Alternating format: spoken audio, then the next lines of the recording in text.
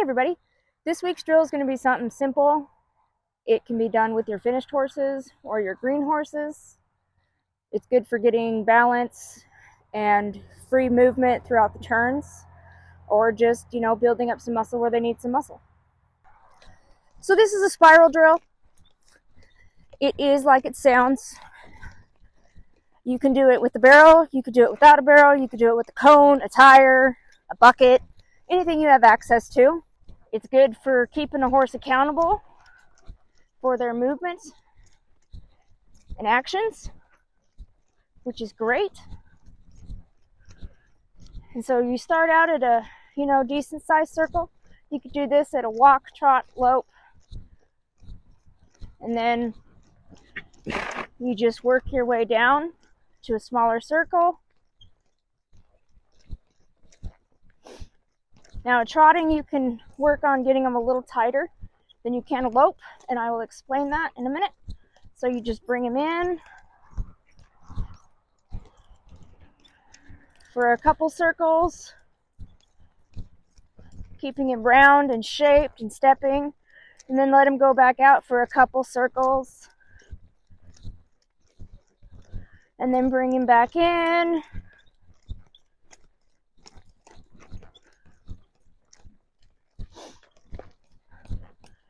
Making sure they're staying correct and not dropping. And then take them back out.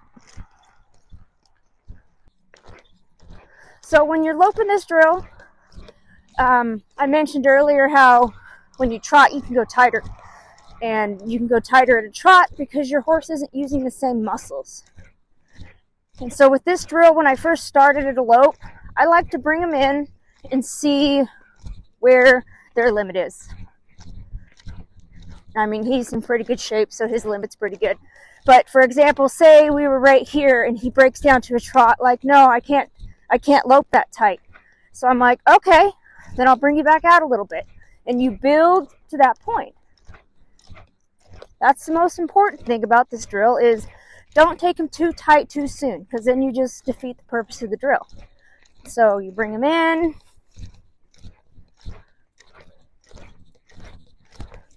for a couple circles, not a lot, and then you let him bring them out back to your starting circle size.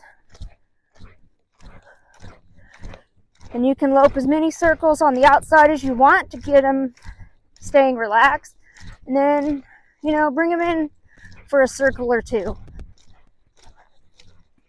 making sure they stay square and with themselves.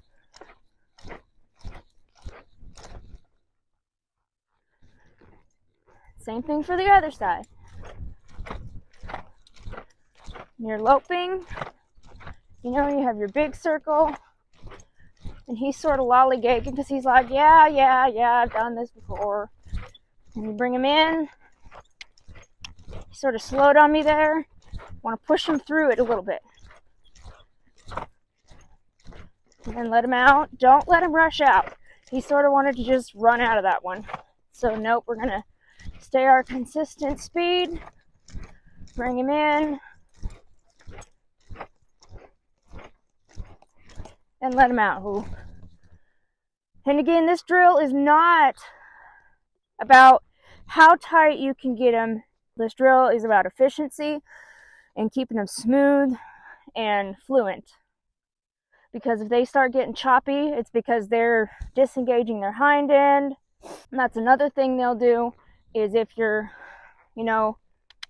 loping them and they go to, I'm going to try and get them to do it, and they go to like crossfire, like that, like, oh no, I can't do that. Then you just collect them up and go bigger. That was them telling you, okay, that's too tight for me right now. It's just a really good drill for keeping them fluent and relaxed and basics. If your horse can't lope a circle, this is a great drill to just practice more loping circles.